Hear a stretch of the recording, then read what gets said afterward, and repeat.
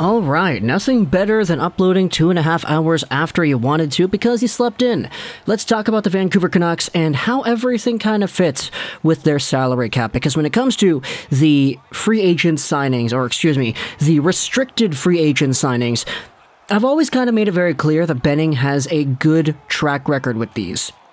Baertschi, Besser, Horvat, and then following up with Connor Garland this offseason, along with Petey and Hughes, of course.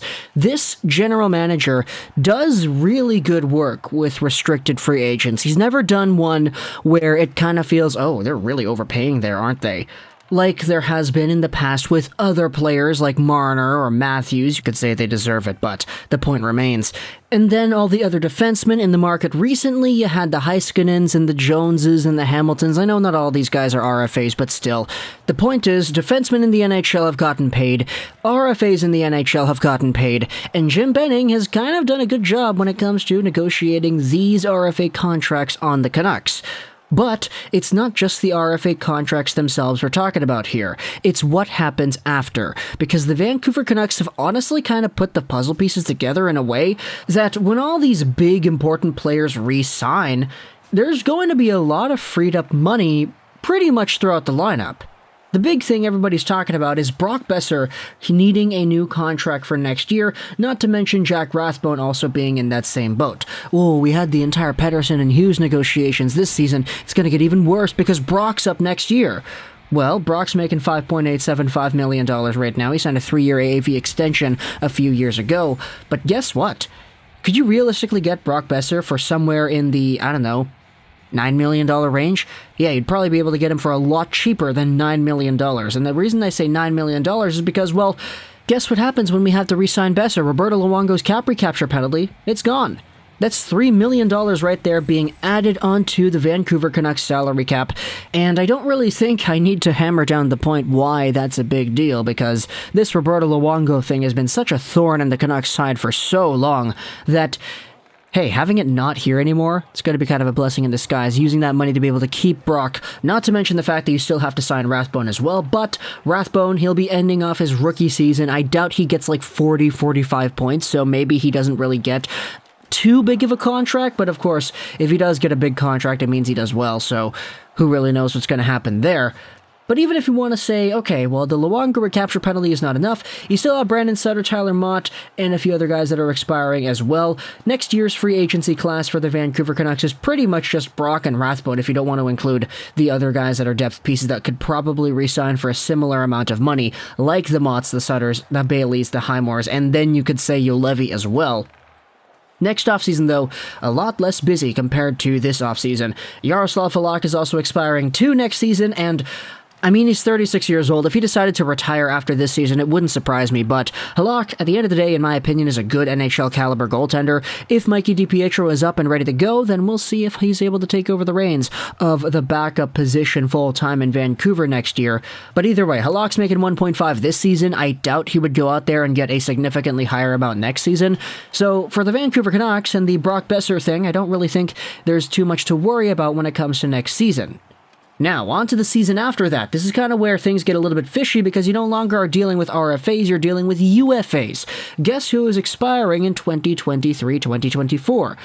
Bo Horvat and JT Miller. Now, Miller is kind of a bargain right now. He is, at the best of his abilities, a point-per-game, 70-plus point guy who is making $5.25 million a year. That is a really good contract. Bo Horvat, heart and soul of this team, getting better every year, making 5.5. These two could realistically demand a good chunk of money, maybe $7-8 million if things go very, very right. Not to mention you're going to have to sign Nils Höglander, and that guy has been pretty good too. And I get it, it's easy to say, okay, well, that's kind of the year where things are going to be screwed, right? They don't really have too many guys that are expiring, that are going to get big cap hits off the books, and Bo could probably demand an extra $1 million or $2 million. Miller could probably get upwards of $2.5 or $3 more million. Höglander, that guy's going to be pretty good, so who knows how much he's going to be able to get. But even though there isn't really a big name coming off this year, there is indeed something to look forward to. That is the Braden Holtby and Jake Virtanen buyouts that are going to be taken off the roster. That combines for a total of $2.4 million being freed. You also have Travis Hamonic and his $3 million AAV going to be freed up as well, which is probably going to be significant next season, because this year is the year where he's not really on the team yet. Things haven't really been going on that front, but next season, things will hopefully be a little bit back to normal, and he will be on the team playing like a regular hockey player. If that's the case, and he decides to not re-sign with Vancouver, maybe he actually does retire like he was thinking about this offseason. $3 million plus the extra 2.4 for Holtby and Virtanen. That's an extra $5.5 million right there. And, I mean, that could probably be enough to re-sign Horvat and Miller at a proper price, alongside of getting the extra money for Höglander. Now, you still have a few other guys to go out there. If you really want to bring back Hamonic, you have to think about it a little bit more. And you also have Luke Schenn, who is going to be expiring too, but Schenn is a guy that I don't really think is going to really get a whole bunch of money anytime in his NHL career soon. So I think it's a barely capable pass for Jim Benning for Miller and Horvat in 2024. Now, 2025 is a big one, because that's when Elias Pettersson's RFA contract expires. He's making $7.35 million a season. This is kind of a thing I wanted to highlight here. It's brought up by Elliot Friedman. I forget if this was on 32 Thoughts or if it was on the Jeff Merrick show. Elliot said the year Pettersson is going to be an RFA is the first year people really expect the cap to bump up. He mentions how CAA timed his contract to go along with that.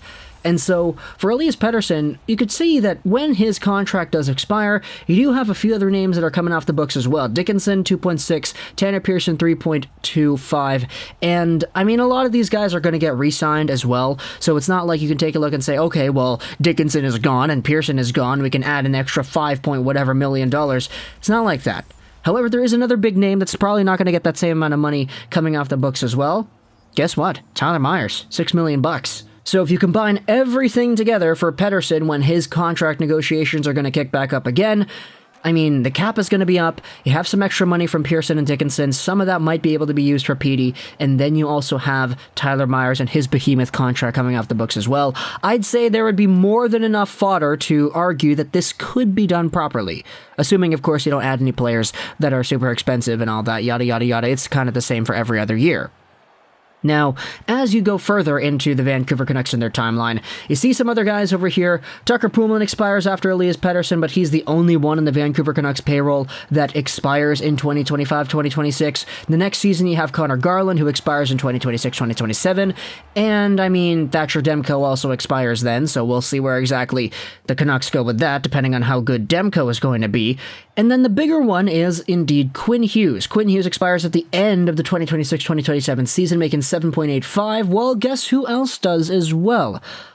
Oliver Ekman-Larsson expires at the same time that Quinn does. He's making $7.26 against the Vancouver Canucks cap. His entire cap hit is bigger, but because Arizona's retaining salary, it's a little bit skewed off here. So, the Vancouver Canucks, honestly, in my opinion, if you try to base it around the big names that are going to expire and who else is expiring around these big names, it becomes a lot easier to see that as time goes on, the Canucks will likely have a better time negotiating contracts and re-signing their stars compared to what they did this offseason, where there was an entire Elias Pettersson, Quinn Hughes fiasco and the entire thing going down with the hardballing, trying to free up money with Eriksson, Beagle, and Roussel and all that. Assuming Jim Benning sticks around, which I don't really know if that's going to happen because it's been 8 years already and he's only made the playoffs like twice. Assuming he does stick around, I would say that he probably has a bigger idea as to where he went wrong in a lot of these few moves. Like, don't go out there overpaying for UFAs like you did for Myers and Beagle and Roussel again. At least Tucker Poolman was not a huge amount of money. 2.5 is relatively small compared to the other guys that were out here. And Tucker Poolman is only Tucker Poolman. It's not three guys that are in that same territory over there. I know it's tough to say, well, Jim Benning shouldn't be learning the job on the fly. He should be able to do it properly because he's the GM of a hockey team. But at the end of the day, he's here, and it's not really going to accomplish anything if I'm sitting out here complaining that he is on the team and he's doing this stuff and all that, because still, he did some good. RFA signings are there, and they are properly assigned so that when they do expire, you have the recapture penalties, Luongo, you have Holtby and Virtanen and that money coming off the books, you have Myers' big contract, you have Ekman-Larsson's big contract coming out the books when you need to re-sign the big, most important parts of your team over here. So it is a little bit tempting, I guess, from the perspective of me sitting here in 2021 to say that it should be fine as time goes on. But of course, as the years go by, maybe next year we're talking about this in an entirely new different way because, there's another contract that's huge and it's going to hinder the Canucks from being able to do anything. Maybe in 2023, 2024, the sentiment is that, wow, previous GM Jim Benning was amazing and now this new guy we have sucks. He added so many big contracts. There's a whole bunch of possibilities that can go down from here until then. But either way, from the perspective of the day, I think it's okay. Talk to me in the comments. What do you think? I hope you enjoyed this Trolls 9. Apologies for the late upload here. That was my bad. I slept in. And bye.